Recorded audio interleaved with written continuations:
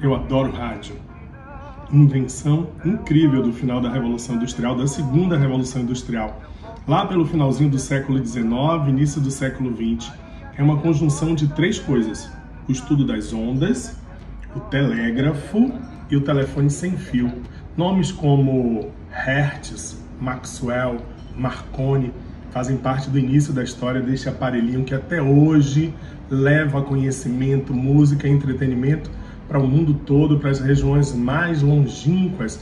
Aqui no Brasil, a primeira transmissão aconteceu no iniciozinho do século XX. Está ligado ao nome de um homem chamado Roquete Pinto, um dos primeiros grandes impulsionadores da comunicação eletroeletrônica no Brasil. Fique ligado, procure nas emissoras da sua cidade, descubra aonde a Rádio Enem começa a chegar pelas ondas do rádio, o mais longe possível. Vamos começar mais um dia de aula.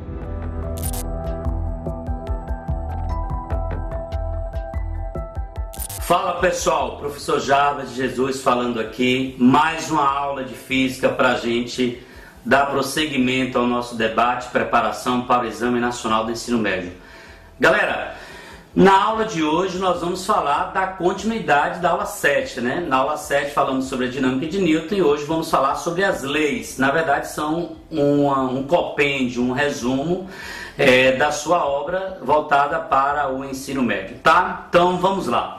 Pessoal, eu trouxe aqui uma breve revisão de força resultante, lembrando que força é um vetor e se eu quero a sua resultante eu tenho que fazer uma soma vetorial.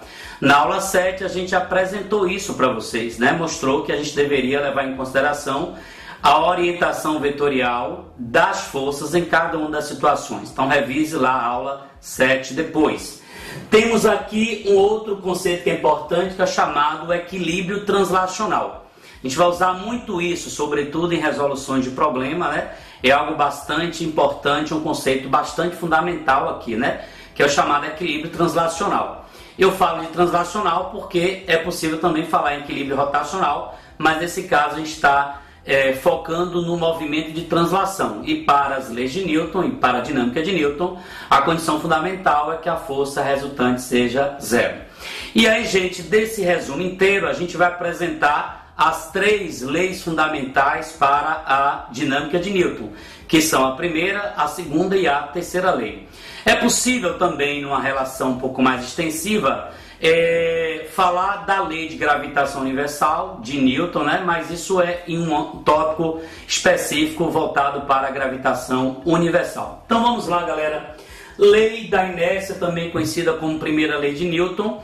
Quais são os pré-requisitos básicos para eu entender a lei da inércia? Primeiro, são feitas as medições em um referencial inercial. O que é o referencial inercial?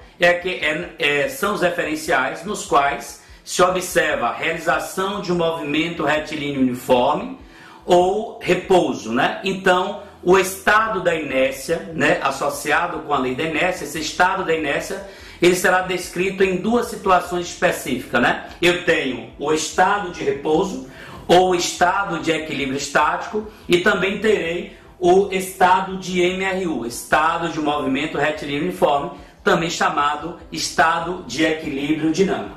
Vale salientar que o que importa aqui é a gente perceber que tanto na primeira situação quanto na segunda existe equilíbrio, ou seja, a primeira lei de Newton, a lei da inércia, está associada ao estado de equilíbrio, tá? E o estado de equilíbrio, ele é comprovado por uma força resultante nula, ou seja, não existe aceleração resultante. A aceleração resultante é nula nesses casos que foram apresentados aqui, tá? Então, o estado de inércia é o estado de equilíbrio.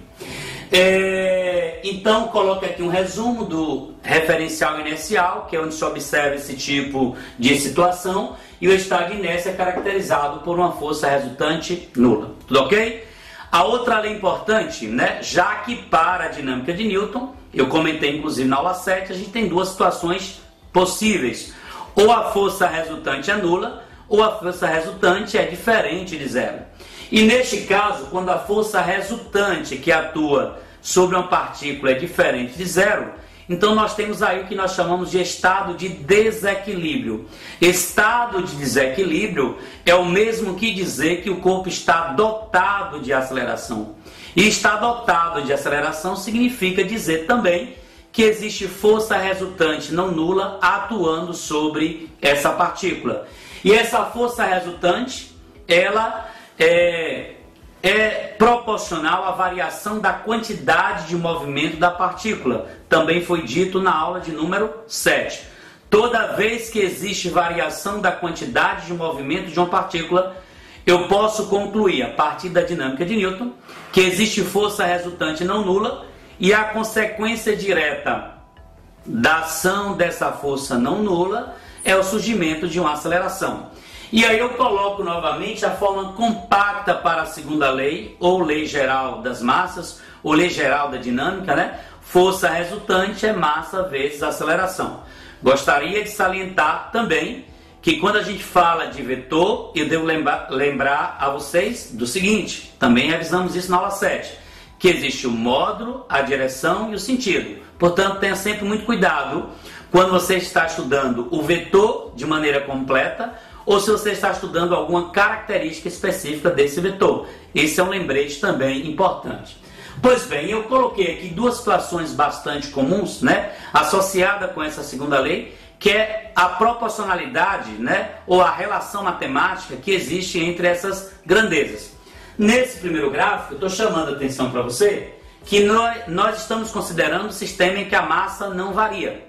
Nesse tipo de sistema em que a massa não varia, o que é que eu terei? Eu terei uma aceleração que será diretamente proporcional ao módulo da força que foi aplicada, tá? Isso é importante. Quando se considera uma massa constante, existe uma proporcionalidade entre o módulo da aceleração adquirida e o módulo da força resultante que foi aplicada sobre essa partícula, de modo a termos aqui uma relação matemática do tipo linear.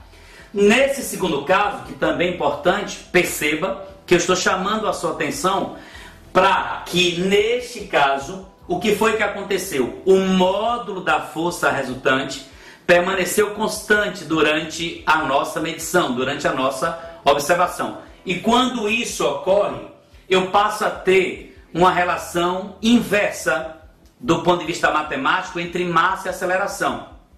E aí o que é que eu faço? À medida em que eu aumento a massa ou eu reduzo a massa, eu vou interferir na intensidade da aceleração. Funciona da seguinte maneira: na medida em que essa massa aumenta, a taxa de aceleração vai ficando cada vez menor, já que a aceleração é uma taxa que mede como ocorre a variação de velocidade de uma partícula enquanto uma força resultante não nula atua sobre ele. Então, essa segunda lei é a lei geral, tá?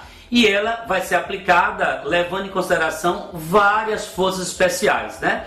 Aqui a gente poderia dizer que é uma maneira geral da gente trabalhar, né? A gente vai colocar problemas com força de tração, força-peso, atrito, né? Várias forças, e eu vou abordar a partir desses dois princípios básicos, né? A lei da inércia, que seria a primeira lei, e a lei geral, que seria a segunda lei. Tudo bem? Gente, uma outra lei também de Newton importante, a terceira lei, e por incrível que pareça, essa terceira lei, ela está presente em muitas situações do nosso cotidiano, e o Exame Nacional do Ensino Médio faz esse link. É importante que o Enem ele aborda competências e habilidades, mas em um pano de fundo muito nítido, muito claro. Qual é esse pano de fundo? Ele quer sempre relacionar a discussão científica, né, com aquilo que o estudante verifica no seu cotidiano. Aonde que eu enxergo a primeira lei e a segunda lei? Quando eu estou andando de ônibus, por exemplo, né? Enxergo aí problemas relacionados à primeira lei. Quando eu uso o cinto de segurança, também tenho problemas associados com a primeira lei. Então, a relação do seu conteúdo, né, das competências e habilidades com o seu dia a dia, esse é o foco do Exame Nacional do Ensino Médio. E nesse contexto, eu apresento para vocês a terceira lei. E eu já começo ali com uma provocação, né? Trouxe ali a Terra e a Lua, e aí são dois corpos massivos celestes. Eles interagem, né, por meio de uma força gravitacional atrativa, e a força com que a Terra atrai a Lua, nesse contexto, tem a mesma intensidade daquela força com que a Lua atrai a Terra. O que é que eu estou dizendo com isso? Que a força gravitacional, com certeza, obedece, em um par, no caso entre dois corpos, ela obedece à terceira lei de Newton, né? Além disso, eu tenho lá, né, o caso dos lançamentos de foguetes, o caso do voo de um avião, que é algo extremamente comum, né? Uma simples caminhada, a relação entre a força que você aplica sobre o solo e a força de retorno, força de reação. Nós chamamos essas forças de ação e reação como sendo componentes de um par ação e reação. E em um par ação e reação nós temos as seguintes características, né? Mesma direção, né? Mesmo módulo ou mesma intensidade, sentidos opostos. Essas forças atuam em corpos distintos e por isso mesmo suas ações não são anuladas, tá? E apresentam a mesma natureza. Então, além da gente saber como é a lei, eu preciso sempre estar muito interessado e ligado em quais situações cotidianas essas forças podem ser vistas, observadas, ok? Então, pessoal, essa foi a nossa aula 8, uma revisão sobre as leis de Newton. Nas próximas aulas continuaremos ainda a falar sobre forças, né? Para que vocês possam se preparar para o Exame Nacional do Ensino Médio. Um abraço do professor Jarbas e até a próxima.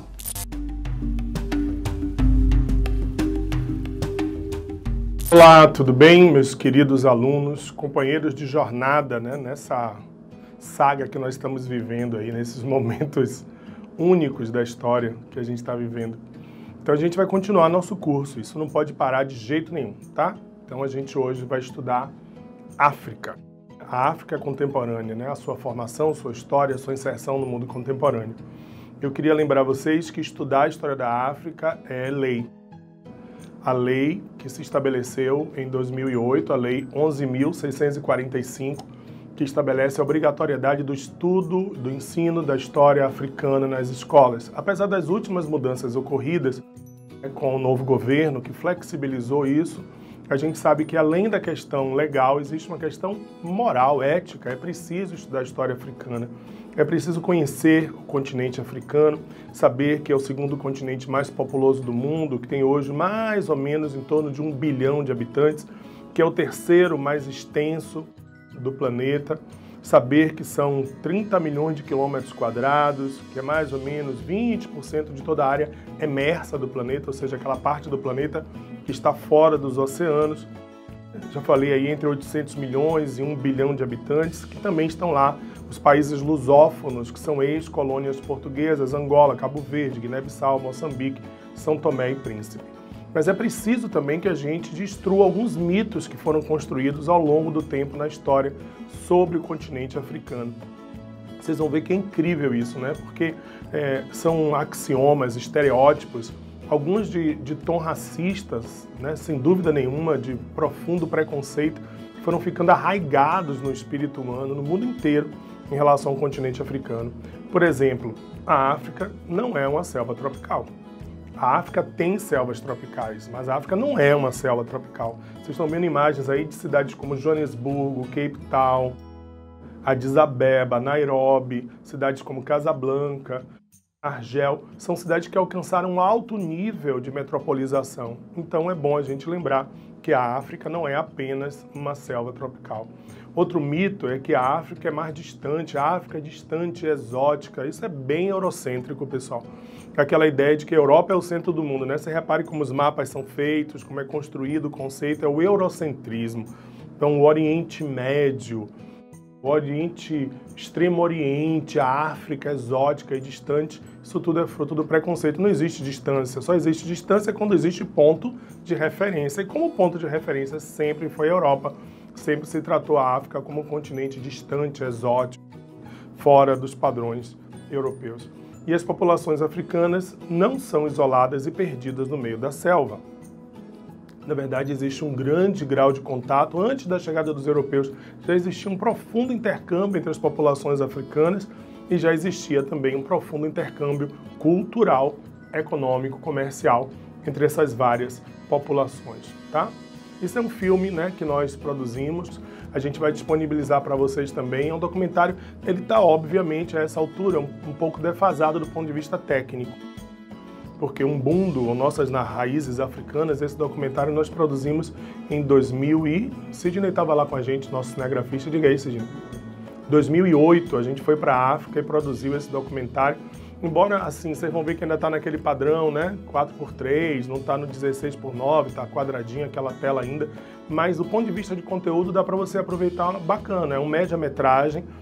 Esse filme, essa foto nós tiramos, inclusive na savana lá, enquanto a gente gravava lá na costa oeste do continente africano. Se você tiver um tempinho, tiver boa vontade, tiver a fim de aprender um pouco mais, aprofundar sobre a África, vocês vão ver depoimentos incríveis. Um deles, inclusive, daqui a pouco a gente vai exibir aqui para você. Foi um sucesso razoável, a gente ficou muito feliz, né? Foram alguns milhares de DVDs que foram parar nas escolas do Brasil e serviu de material didático. Assista, a gente vai mandar junto com esse material, junto com essas videoaulas, vai o link para você assistir o nosso filminho também, tá?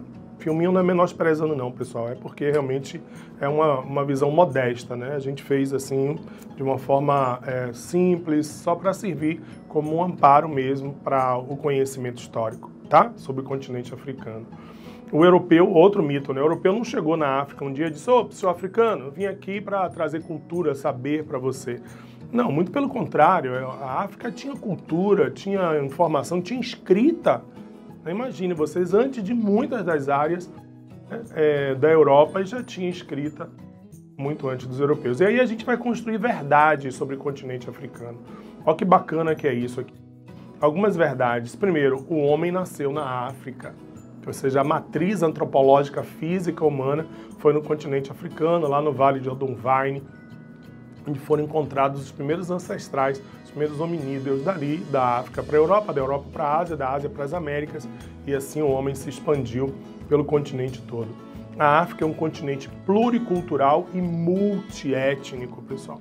São centenas, milhares de etnias, de povos, de línguas, de culturas diferentes. Olha para cá, isso aqui são as várias áreas, as macro-áreas culturais africanas.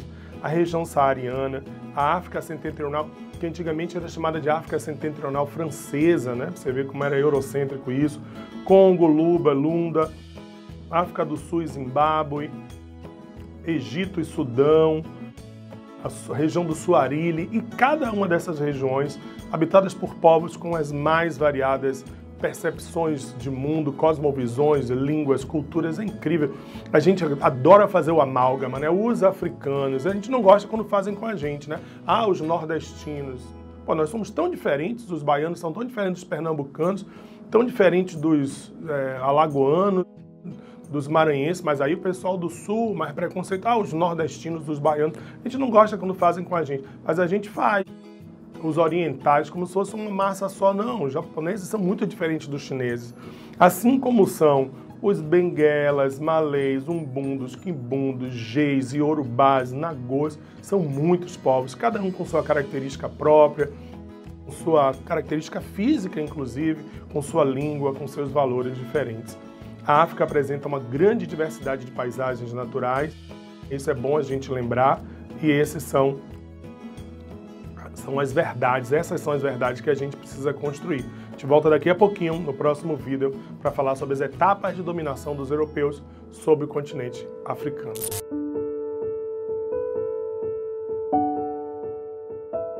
E aí, meu povo lindo, tudo beleza? Que maravilha estar aqui mais uma vez com vocês. Eu sou Felipe Veloso, ator, e tenho o prazer de estar sempre trazendo um conteúdo exclusivo preparado para vocês. Nesta edição, eu trago mais um episódio do Palavras Vividas, onde eu apresento textos escritos por mim ao longo dessa caminhada. Com certeza vocês vão curtir.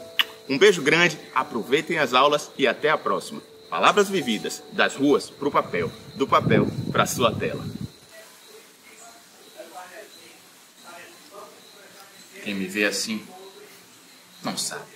Talvez pensa o quanto é difícil a batalha, a luta diária, persistir, não parar, ter que se apegar na crença. Um leão por dia.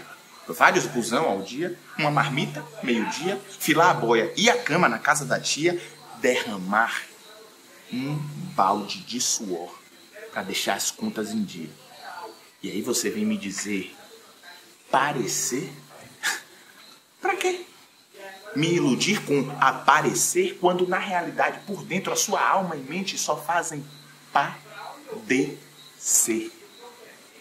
Ser, fazer, arregaça as mangas, fecha os dentes e tira essa cara blasé. Sai de trás do seu próprio vidro fumê porque ninguém vai te dizer. Você vai ter que saber se você entrou nesse estádio para jogar ou só para torcer.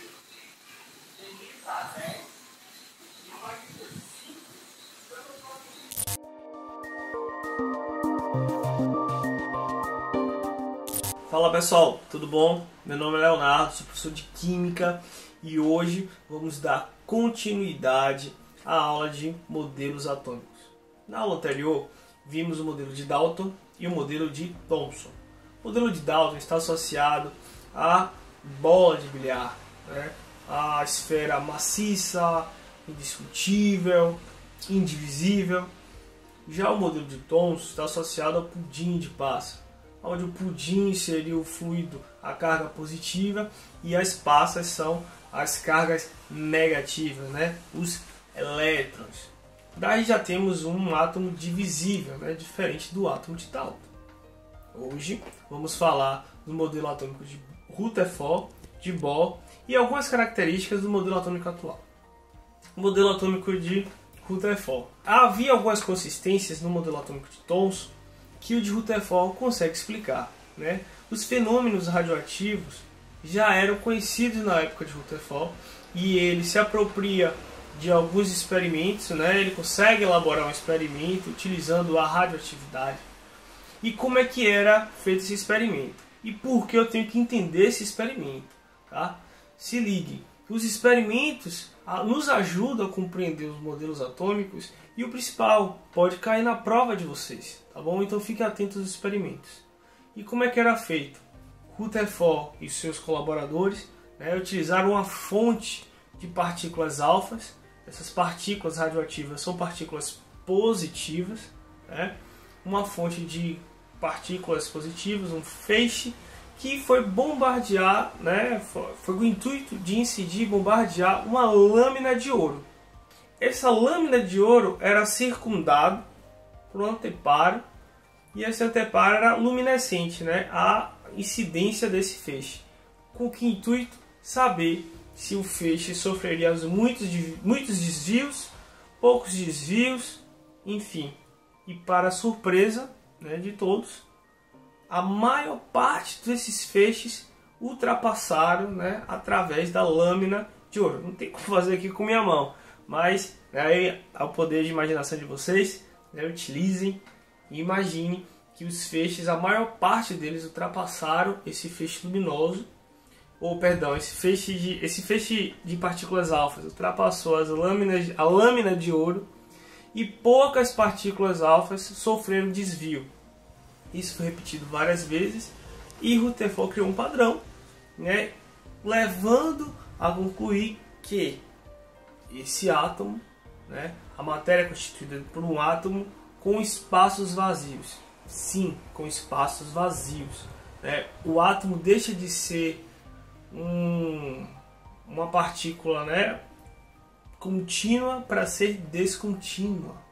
Os elétrons, né, estão ao redor do núcleo, né? Este núcleo é maciço, denso, positivo, né? Que é o que foi o responsável por desviar os poucos desvios das partículas alfas.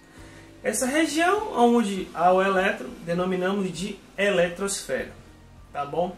O modelo de Rutherford é associado ao modelo planetário, o sistema solar, né, no qual tem um Sol no centro e ao redor eu tenho os planetas. Mas há uma inconsistência aí no modelo de Rutherford, né?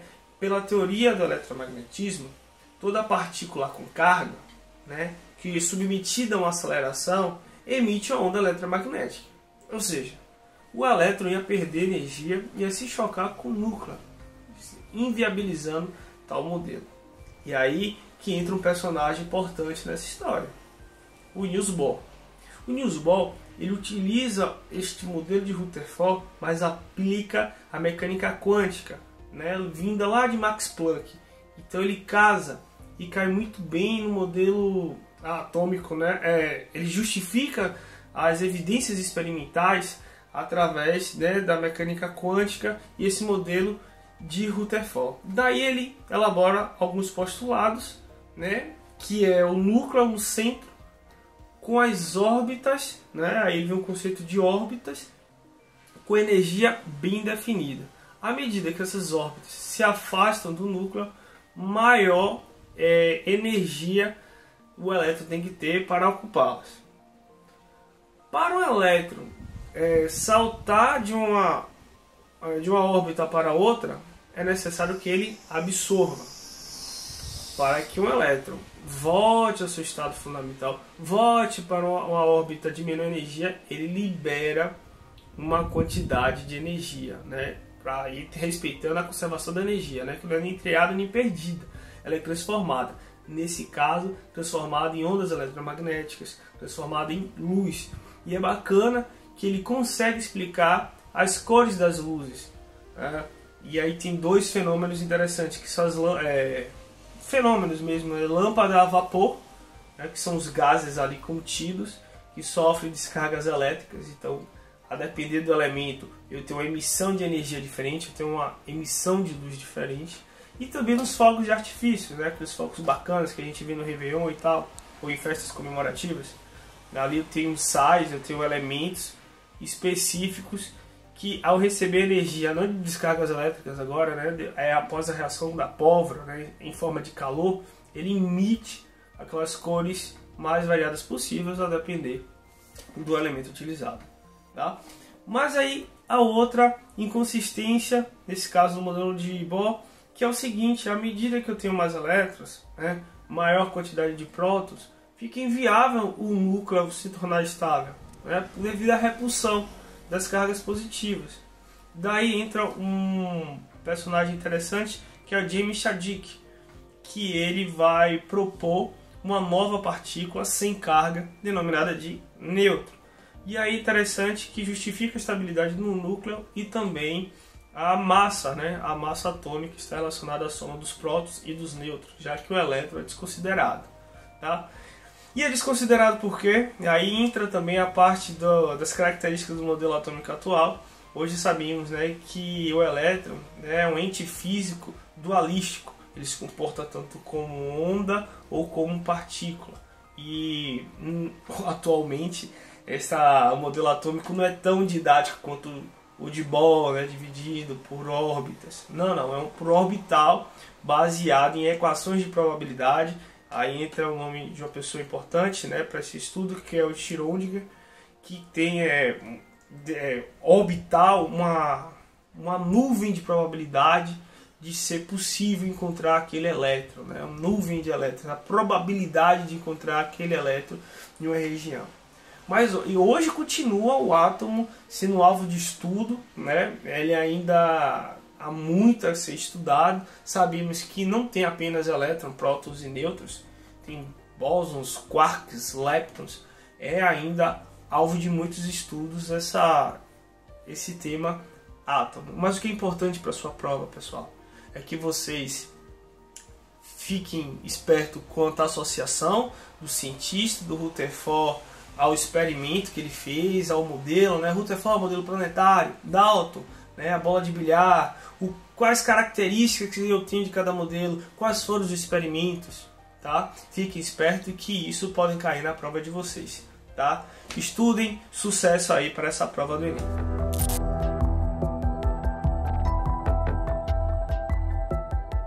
Olá pessoal, espero que vocês estejam todos bem, tá? A aula de hoje é sobre coerência textual. Para entendermos bem esse assunto, nós vamos usar como base da nossa aula de coerência textual o tema do Enem de 2018, tá bom? Qual foi o tema do Enem 2018? Vocês se lembram? Não lembram? Vou lembrar vocês, tá certo? O tema foi manipulação do comportamento do usuário pelo controle de dados da internet. E aí, eu pergunto a vocês, essa proposta do Enem foi uma proposta coerente? Claro que vocês só poderão responder esta pergunta, né? Se vocês estiverem de posse, se vocês estiverem aí nas mãos de vocês a proposta do Enem de 2018. Qual foi mesmo o tema? Vamos lá? Manipulação do comportamento do usuário pelo controle de dados na internet.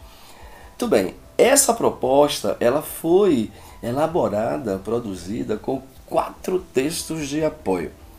3 textos verbais e um texto infográfico, que tinham dados numéricos sobre essa realidade do mundo online, tá?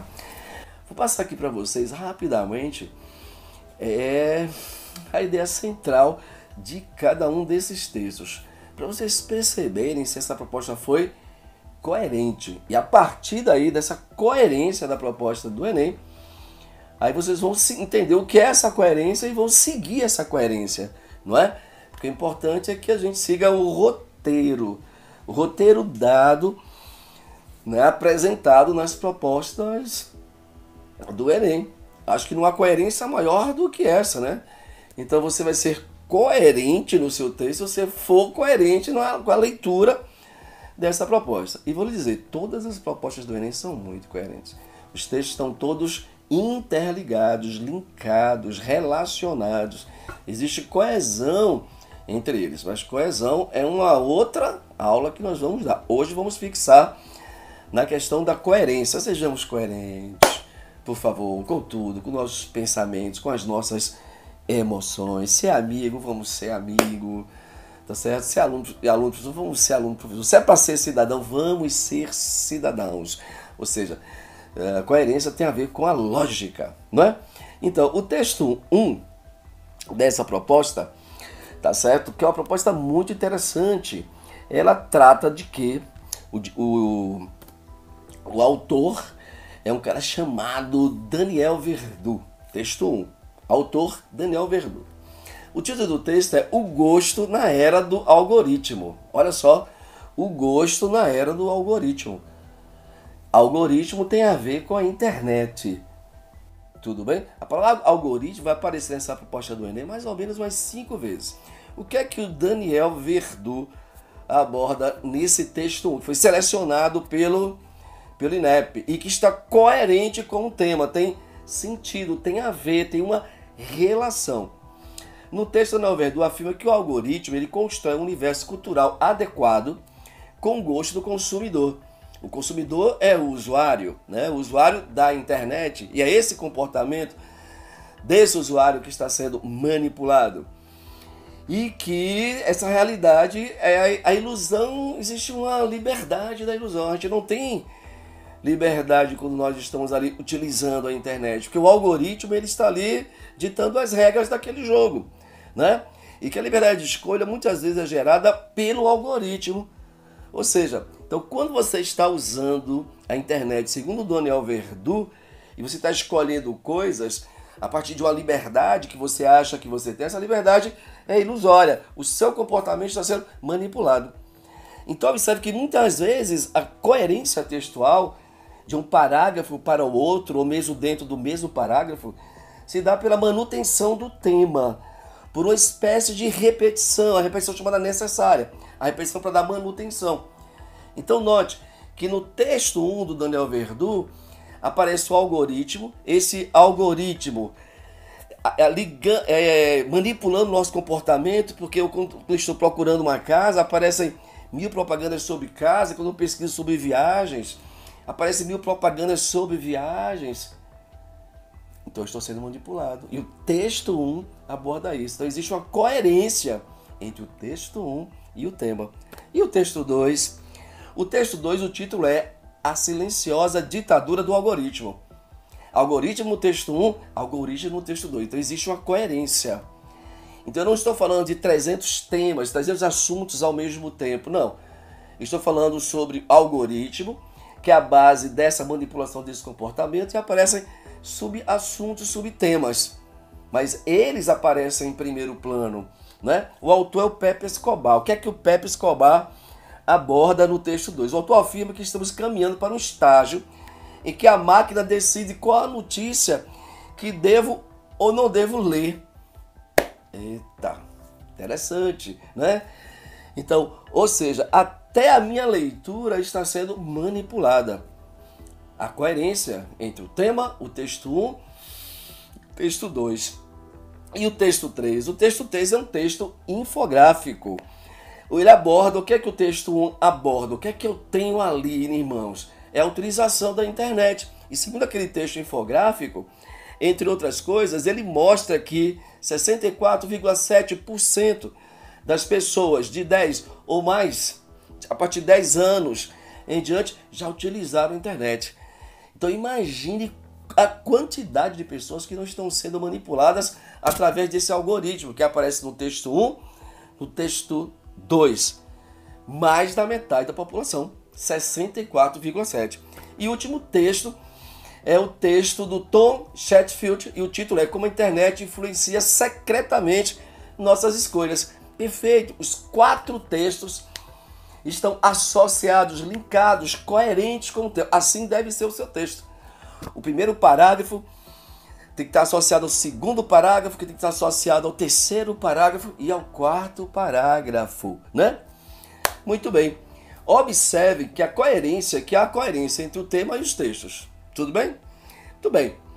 Um texto coerente, ele tem sentido, pessoal. Ele tem lógica. E para que o seu texto, que você vai elaborar com 4 parágrafos, e que eu quero que vocês utilizem a seguinte estrutura, tá bom? Na introdução, tema, tese, numa linha só, argumento 1, argumento 2, fecha. Quando você for para o desenvolvimento 1, você vai reescrever a frase que foi o argumento 1 que você botou na introdução. Lembra? Você botou o tema, tese e argumento 1. Você pega essa frase que é o argumento 1 e reescreve no início do texto 1, do desenvolvimento 1, para ficar claro para o corretor, que é esse que ele vai ler o seu texto, que o desenvolvimento 1 é ali que você vai afirmar, justificar, exemplificar e concluir a ideia 1 que você apresentou lá na introdução. Lembra que você lá na introdução, além do tema tese, você apresentou o argumento 1, o argumento 2. O argumento 2, aquela frase do argumento 2, você vai reescrever no D1. Ao fazer isso, você vai depois justificar essa frase, buscar um exemplo, uma comprovação através do repertório sociocultural para essa afirmação e concluir. Algumas dicas importantes para que seu texto seja coerente, tá certo? Não escreva sobre diferentes assuntos em um mesmo parágrafo. Cada parágrafo deve ter um tópico frasal, a ideia-chave. A ideia-chave do desenvolvimento 1 é o argumento 1 que está na introdução. A ideia-chave do desenvolvimento 2 é o argumento 2 que você apresentou lá na introdução. Cuidado com as mudanças bruscas de assunto. A quebra de continuidade da continuidade lógica do texto interfere na compreensão do seu texto. O corretor ele vai se perder se você fizer mudanças bruscas de assunto. 3. Não esqueça da manutenção do tema. O que é que você conclui? O tema. O que é que você desenvolve no desenvolvimento 1 e 2? O tema. Então é preciso sempre estar retomando o tema, tá? Mas sempre que for necessário, não exagere na repetição não, tá bom? Siga a estrutura básica dos parágrafos. Qual é a estrutura? É essa que eu dei agora para vocês, tá certo? Então não esqueça, no desenvolvimento você vai afirmar, justificar, exemplificar e concluir, tá certo? Então um texto coerente é um texto Lógico. Boa prova para vocês, boa redação. Até a próxima aula.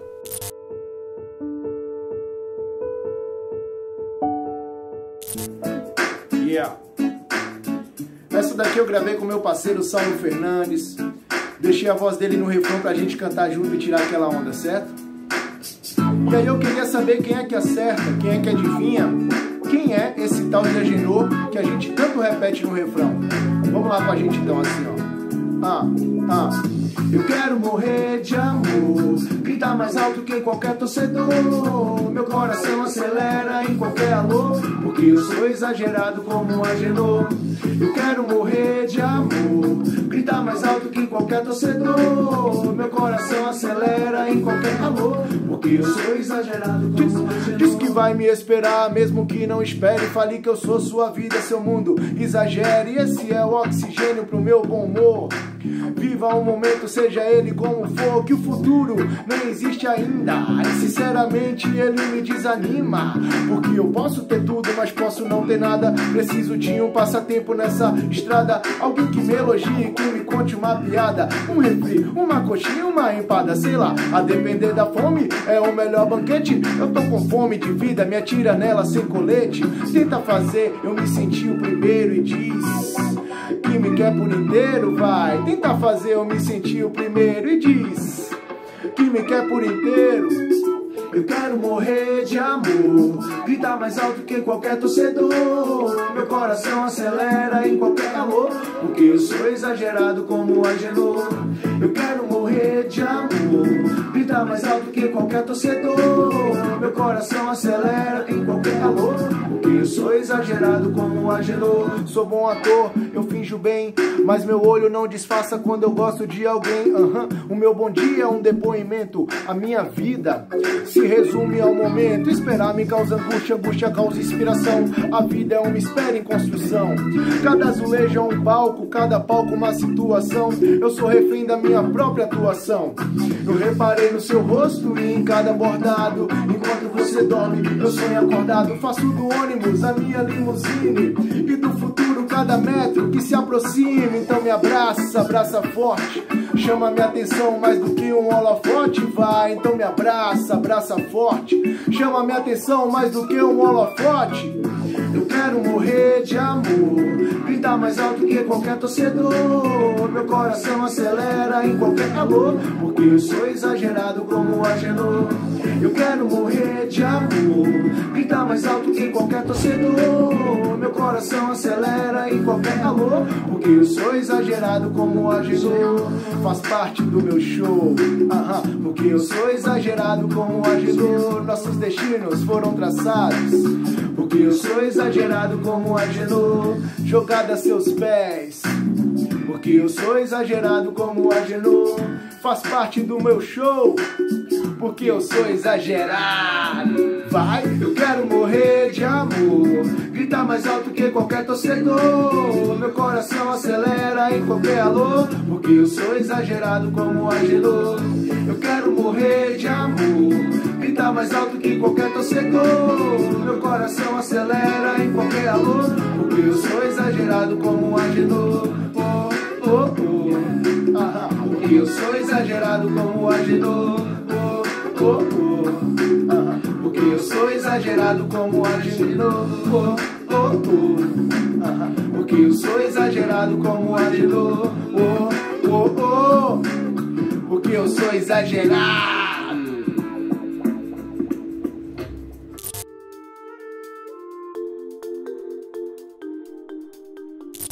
Olá meninos, sejam bem-vindos.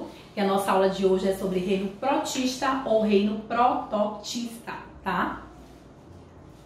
Olha só, pela classificação de Whittaker, algas e protozoários estão enquadrados e organizados no reino protista. E Whittaker dividiu todos os organismos do planeta Terra em 5 grandes reinos: reino Monera, ou reino das bactérias; reino protista, ou reino das algas e protozoários; reino Fungi, ou reino dos fungos; Plantae, ou reino das plantas; e Animalia, ou reino dos animais, certo? O reino protista, ele possui exemplares uni- e pluricelulares, ou seja, exemplares que só têm uma célula e exemplares que têm 2 ou mais células.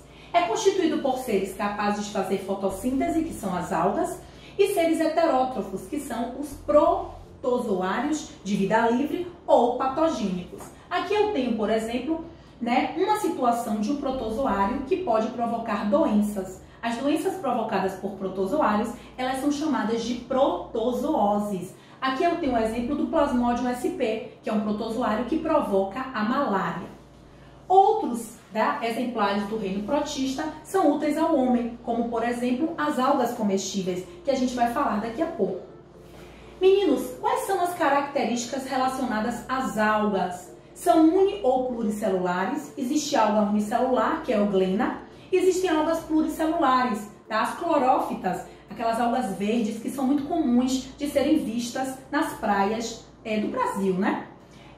As algas são seres eucariontes, ou seja, o seu material genético é organizado no núcleo, elas possuem carioteca ou membrana nuclear. As algas também são autótrofas, elas possuem clorofila e elas são fotossintetizantes, elas realizam processo fotossintético e liberam para o ambiente o gás oxigênio. O corpo de uma alga, ele é um talo. Ela não possui raiz, ela não possui caule, ela não possui folha, como por exemplo uma planta. No passado havia muita confusão, né? Muitos queriam classificar as algas no reino plantae, mas isso não é possível, porque as plantas são organismos que possuem tecido verdadeiro, tá? Tecido é um conjunto de células especializadas e as plantas possuem tecido, que são células especializadas. As algas não. As algas não possuem tecidos verdadeiros.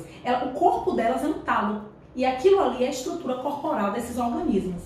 Geralmente, as algas elas são encontradas nas águas, em águas doces e são encontradas também em água salgada, tá? São muito comuns em ambientes oceânicos. Vamos falar um pouquinho sobre a importância das algas. Eu já ouvi muito, inclusive de muitos alunos me perguntarem se as florestas tropicais são o pulmão do mundo. Gente, esse conceito aí ele já foi retificado há algum tempo. O pulmão do mundo são os oceanos. 55% do oxigênio produzido e disponibilizado no planeta Terra vem da área oceânica, vem das algas. Então as algas são as maiores produtoras de oxigênio do planeta. E os oceanos são o pulmão do mundo. Não que não haja uma importante contribuição das florestas tropicais, como a Mata Atlântica, como a Amazônia, sim. Mas a maior produção de oxigênio atmosférico, ela está presente onde? Nos oceanos. Há também a importância das algas, na culinária. Muitos exemplares são utilizados, ao redor do mundo, e muitas pessoas apreciam os pratos que são feitos com algas. Há também o agar, e a algina, que são substâncias extraídas da água. São substâncias extraídas das algas e utilizadas pelos seres humanos. Por exemplo, o agar é um importante meio de cultura para crescimento bacteriano em laboratório. A algina, ela pode ser utilizada em grandes confeitarias, porque ela é um importante estabilizador, ela dá consistência, a sorvetes, a gelatinas, a doces. E meninos, em relação às algas, a gente destaca muito a contribuição delas na produção de oxigênio atmosférico, Isso é muito importante, isso é muito cobrado nas avaliações de Enem e de vestibular, certo? E quem são os protozoários? Existem protozoários de vida livre, Aqueles que não causam nenhum dano à espécie humana. Existem os protozoários patogênicos, aqueles que podem provocar doenças. Aqui eu trouxe duas imagens para vocês. Aqui eu tenho a ameba, que é um protozoário que pode provocar uma doença, que afeta o nosso sistema gastrointestinal, que é a amebíase. E aqui em cima eu tenho a ilustração do Plasmodium sp, que é um protozoário que está associado à malária, uma doença muito comum no norte do Brasil e muito comum no continente africano. Então, meninos, os protozoários são unicelulares, eles possuem célula eucariótica, DNA também organizado no núcleo celular, certo? Eles são heterótrofos, à exceção do Esperotomo, que é um exemplar que mede cerca de 3 centímetros, Alguns protozoários apresentam estruturas de locomoção, outros protozoários não apresentam estruturas de locomoção. Isso, inclusive, é um critério de classificação, E eu já falei, há exemplares patogênicos que podem provocar doenças e há exemplares de vida livre, como por exemplo o paramécio. O paramécio é um protozoário que não causa nenhum dano à espécie humana. A reprodução desses organismos geralmente é assexuada, ou seja, eles formam clones, que são indivíduos geneticamente idênticos ao indivíduo matriz, ao primeiro que lhe deu origem. E meninos, eu trouxe para a nossa discussão uma questão do Enem 2011, tá? Sobre esse conteúdo que é o reino protoctista. Certas espécies de algas são capazes de absorver rapidamente compostos inorgânicos presentes na água acumulados durante seu crescimento. Essa capacidade fez com que se pensasse em usá-las como biofiltros para a limpeza de ambientes aquáticos contaminados, removendo, por exemplo, nitrogênio e fósforo de resíduos orgânicos e metais pesados provenientes de rejeitos industriais lançados nas algas. Na técnica do cultivo integrado, animais e algas crescem de forma associada, promovendo um maior equilíbrio ecológico. Perceba, se entendeu que as algas são capazes de retirar do ambiente determinados resíduos, tá? Inclusive compostos nitrogenados produzidos pelos animais. Então, o que se fez? Para se manter o equilíbrio de um ecossistema, se utiliza o quê? Uma técnica de cultivo integrado, que é o que a gente vai ver agora. A utilização da técnica do cultivo integrado de animais e algas representa uma proposta favorável a um ecossistema mais equilibrado. Por quê? Porque quando eu coloco alga e animal em crescimento equilibrado, eu tenho um equilíbrio naquele ambiente natural, certo? Então, analisando essas alternativas presentes na questão do Enem 2011, só existe uma alternativa correta, tá? Que é a letra D. Ela fala o seguinte: as algas usam os resíduos nitrogenados provenientes do metabolismo dos animais e durante a síntese de compostos orgânicos liberam o oxigênio para o ambiente. Ou seja, as algas elas aproveitam os resíduos, inclusive os resíduos produzidos pelos animais, realizam o processo fotossintético e libera o oxigênio para a atmosfera, certo? Então, essa questão aqui foi uma questão do Enem 2011 e a alternativa correta é a letra D de dado. Eu espero que vocês tenham gostado da aula de hoje, certo? E até a próxima. E aí? Esse coração de estudante acompanhou bem as aulas de hoje? E a mente do estudante está ativa, aprendendo mesmo? Lembrem-se, nós estamos na plataforma tvenem.com.br, nós estamos também nos canais e plataformas de vídeo e, claro, estamos na TV aberta e nas TVs a cabo. Você tem que ficar atento, procurar crescer sempre, luz na sua mente. TV Enem, paz, luz para você e até a próxima.